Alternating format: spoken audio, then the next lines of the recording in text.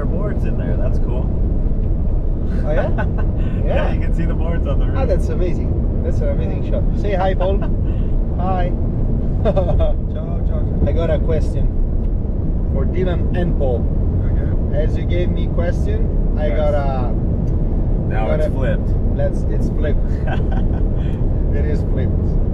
I want you to say what was your vision before coming to the Mediterranean Sea?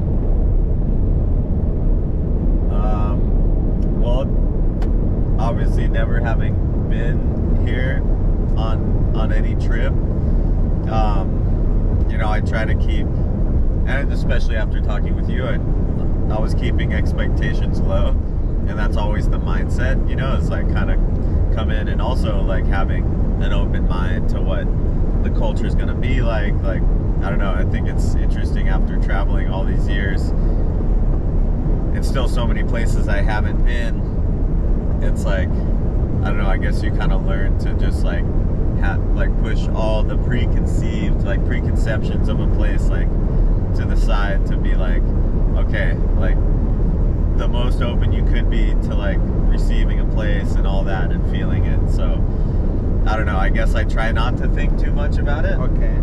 And then I don't know, it's just, I feel like it's the best way. And then you show up and I don't know, everything with the trip, hanging with you, just the culture, the people of Italy, that whole portion of the trip was just insane. It blew me away. And why you do like weird waves?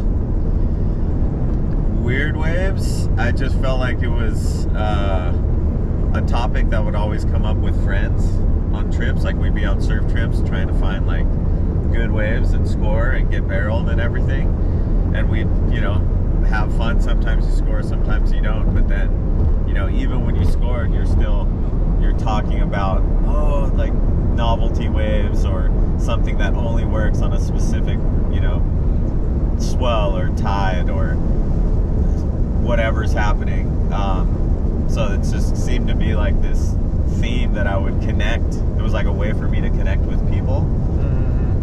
And it was, I don't know, it just always felt like there was something there to be like, okay, I want to come back, once I was on a trip somewhere, I want to come back and I want to surf that weird wave with you. Okay. And then it's more about the vibe you have surfing this kind of like different condition and seeing what you can only see and then actually show to the people, because in the end what's in your mind no one knows. Then once you surf it, it's different, no? How many times like you go check the spot with like maybe the wrong company. I would say like there is no wrong company in surfing, but there is a lot of different vision to waves, the just interpretation. And I feel like surfing a weird wave in a good way is way cooler, and it gives you more happiness than surfing a perfect wave perfectly. Like, yeah, it's a different. Well, there's a lot of things, but yeah, I mean, like weird waves, like when you surf a novelty wave, your expectations are always low. Like, we're probably not gonna get anything that's gonna make me feel like a big barrel does. But then you end up having a session and something crazy happens and you're kind of like, wow, maybe I like that more. Like maybe that, it's not what I thought it was, but that was super cool. And then it always I felt like those waves always stuck out in my mind as well, because I was surprised. And then I realized that was what I liked. That's what I like about surfing the most, is when I'm surprised by a wave, where I think, and those are the best waves too, like even barrels. You think you're surprised because you made it. You think you're gonna fall, but you didn't. Like, I don't know, there's something like, there's an X factor there that like, I feel like both like good waves and novelty waves like give you that like excitement of like, being surprised. And then beyond that, I feel like the novelty waves and like just the personal side of it, it's like, one, people seem more open to share, because it's like, oh, this wave only works once in a blue moon anyways. Or it's a scenario that everybody already knows about or something. So I feel like a lot of stuff in surfing is secret and very like, you know, close-minded at some point. well, yeah, I guess closed-minded in a way, and like, Yeah. you know, everybody wants to like, you know, keep their good waves to themselves and keep everyone else out.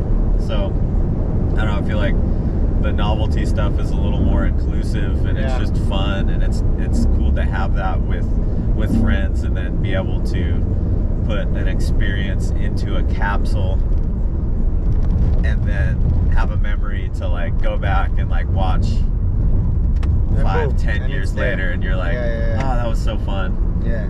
And for Paul, how was for Paul like What's that? through the eye of a filmer, Italy? Well, I think in the back of my mind, or my initial kind of idea of coming here was going to be like chasing novelty, like waves that might be kind of more in the mediocre range, but there's actually legitimate waves. I was blown away by the kind of caliber of waves that are around. Obviously, we haven't seen everything. I think both Dylan and I kind of thought we were going to be getting like kind of fun waves that you probably would never consider like taking like a good wave board out into. And there's such a cool variety of waves. I think the big thing for me is just to see such a cool, like a well-established surfing culture. Like it's a lot more well-established than I initially thought. I thought like Me too, it's just gonna yeah. be a couple random people that surf, but there's like a proper community, which was like really cool to see. And I think when Dylan was talking about weird waves and maybe surfing novelty waves, which I guess in surfing Italy you don't have waves all the time, so people are a little bit more kind of inclusive, they're willing to share, it's less egocentric. I Yeah, think, they're willing to share with good people. They won't share like it's a really true place. Like if you do something bad, you will feel very bad.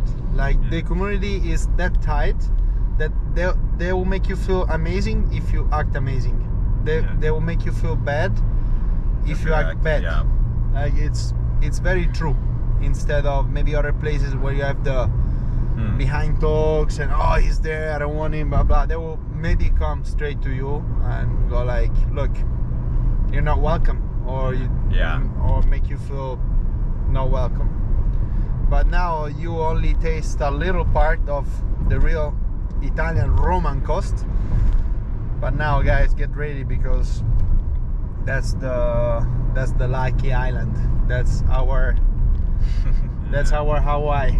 We come here very often. They have in Sardinia, they have such a strong community also, which I can't wait to let you meet all the guys and share the waves they have with them, because they really live in paradise compared to where I lives in terms of waves, lifestyle, food. Like those guys are very lucky. So I'm glad we'll share another experience, and hopefully we'll get barreled again. What do you think what are the like main, I guess, differences from like the mainland to then Sardinia? You know, it's so much different. Like those guys live the life that I like to live. Like they really, I always say that to live a good life you gotta be like living back like how it was maybe 100 years ago.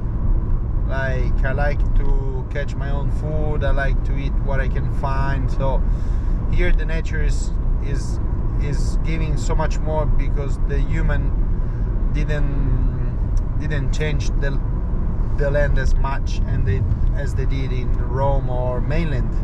Pretty much. Like if you look around here, it's still all green, and the coastline also, when you guys will see, it doesn't feel like a Mediterranean place. It feels like Azores or somewhere tropical almost. So the culture they have, also how compact they are, as they are an island, is different. As it's Roma, then you have Tuscany, then you have Liguria, and then you have South Italy, and it's all different. They are one island, so it's completely, it's almost uncomparable. Like, look around, there's still historical places. They have, the more I grew and the more I appreciate this kind of lifestyle here. I think one day I could actually live here.